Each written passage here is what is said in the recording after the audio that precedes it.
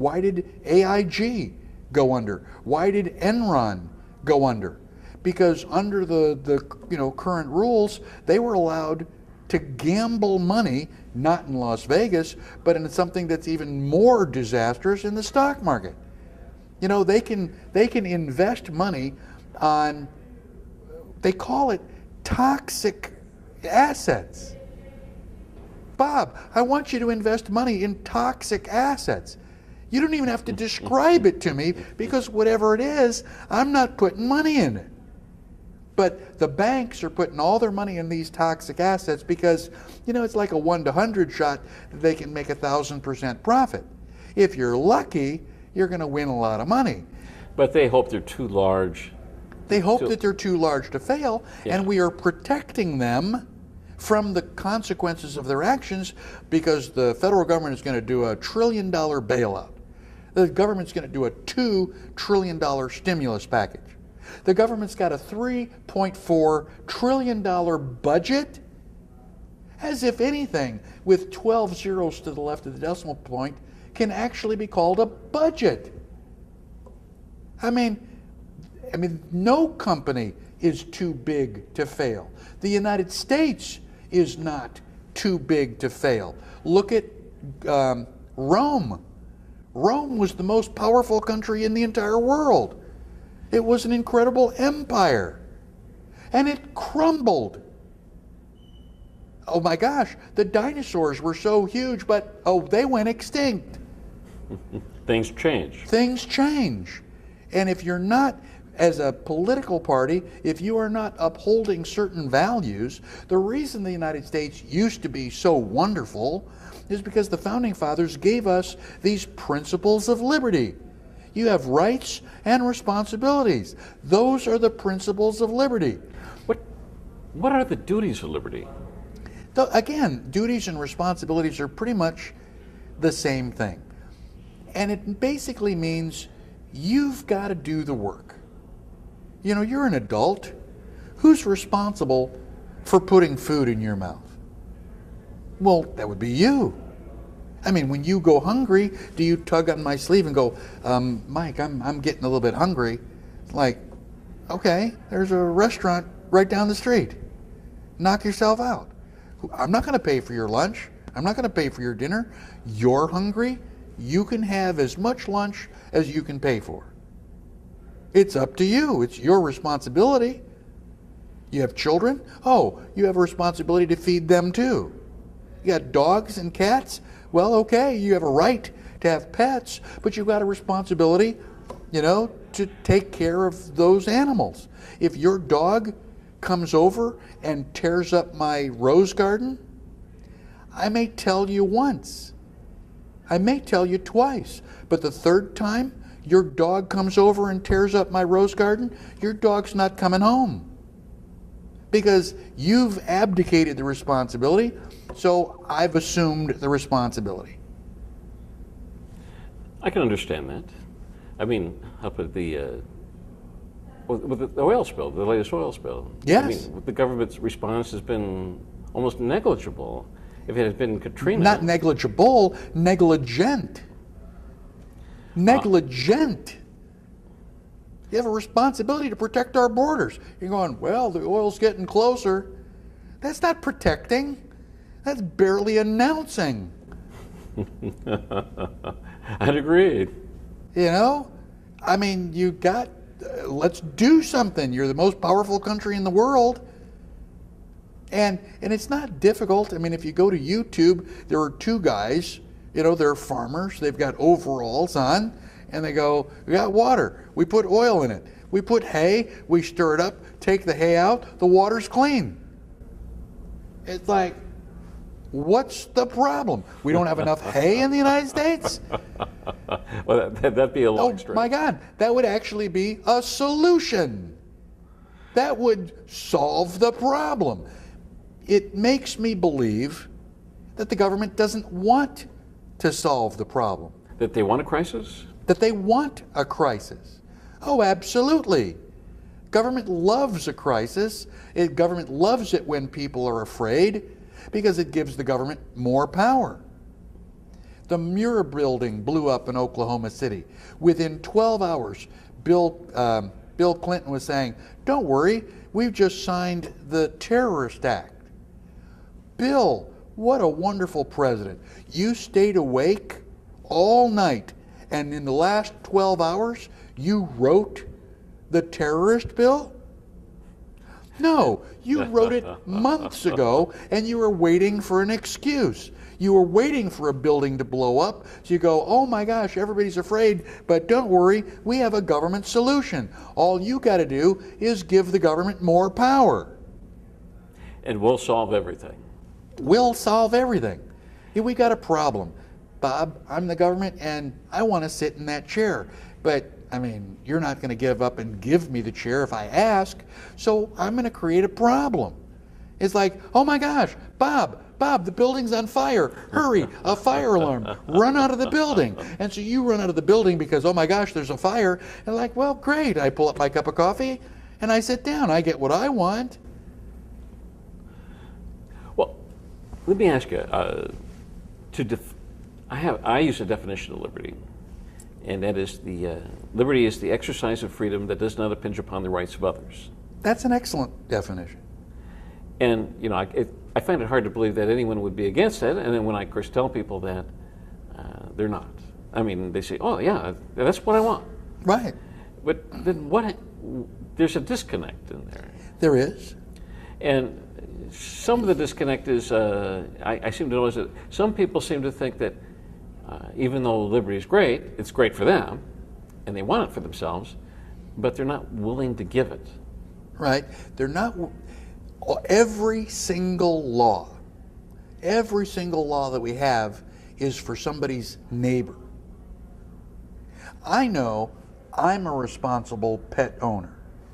I know I'm going to take care of my dogs and cats, but Bob, I'm a little bit concerned about you, so I want the government to pass a law that says you have to get your pets, shots and all that stuff, because I don't trust you to take care of your pets. And I know I'm a good person, so it's okay for me to have a gun, but I just don't know you that well, I don't trust you, and so I want the government to pass all these gun laws to prevent you from having a gun. Because I'm okay with me having a gun, but I just don't trust you. And all of our laws, it's like, I'm the good guy, but I want the government to make sure that you're a good guy too, by my definition.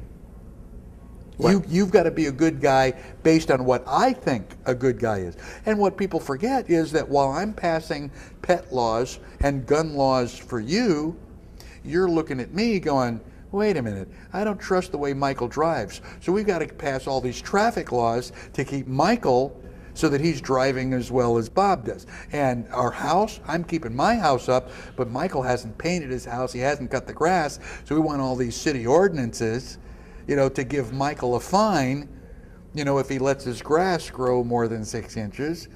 And so it's like, I'm pissing in your punch bowl, you're pissing in my punch bowl, and the government is going, sure, Bob, we'll do everything to make Michael miserable. Sure, Michael, anything you want. We'll tell Bob that he can't do that. And then we're wondering why we've lost all this freedom.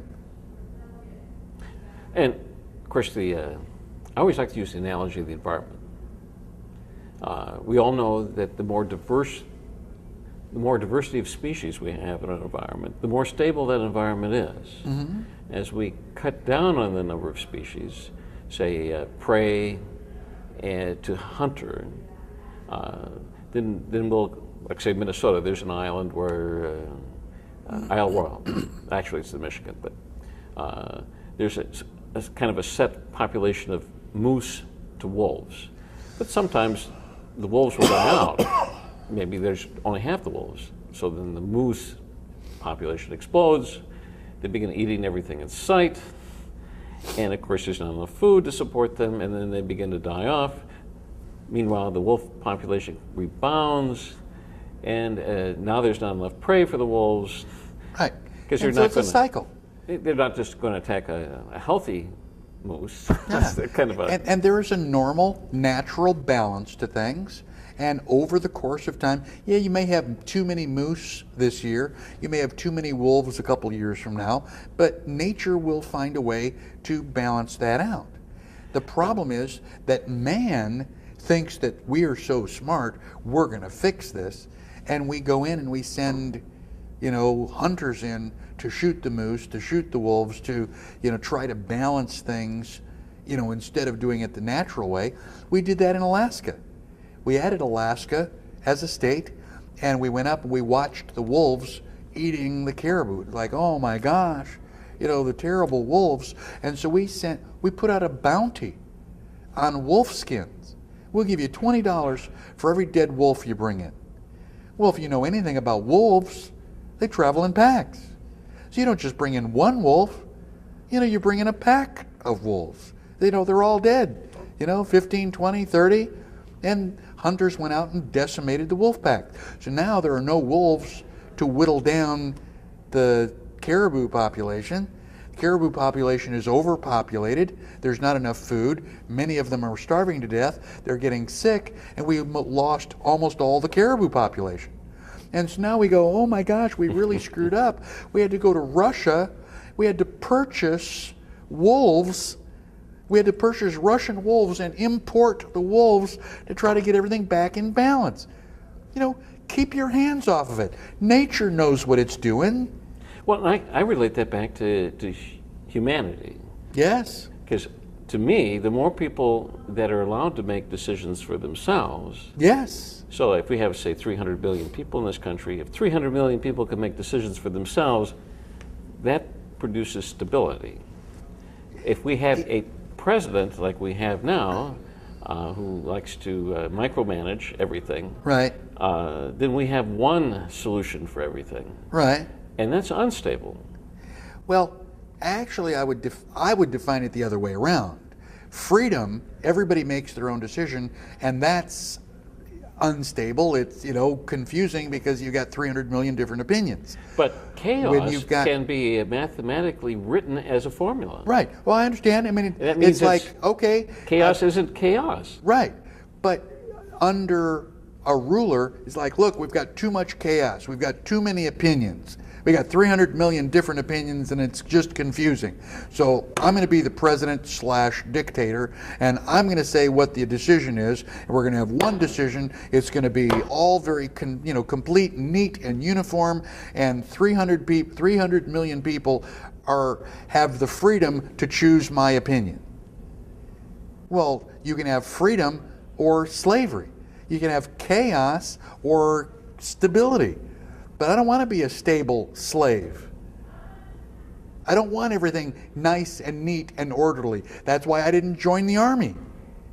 Well, there's two ways of looking at the concept of stability. Right. One is, like say, you're an insurance company. Right. Okay, and you're trying to predict whether somebody's house will burn down. So right. that you can set a rate and of course, determine the value and so forth. And in a stable economy, a free economy, right, you can predict the future. Absolutely. But under a government-controlled economy, you can't predict because you don't know what the government's going to do. The rules could change, or the interpretations could change, or they might just decide to do whatever they want. Right. So there's no predictability there, and so therefore there is no stability, even though the rules haven't changed. There is an exact rule, and everyone knows the rule, but it crumbles. Right. Well, let's do another government solution versus private solution.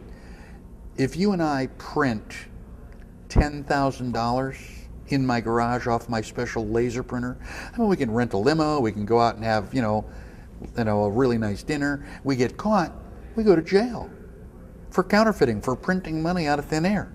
In 1913, Congress, that doesn't have the authority to print money, pretended to give that authority to print money to a private corporation, the Federal Reserve. And the Federal Reserve has been counterfeiting our money, printing money out of thin air since 1913.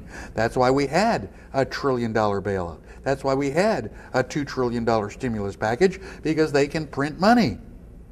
Well, that's the government solution.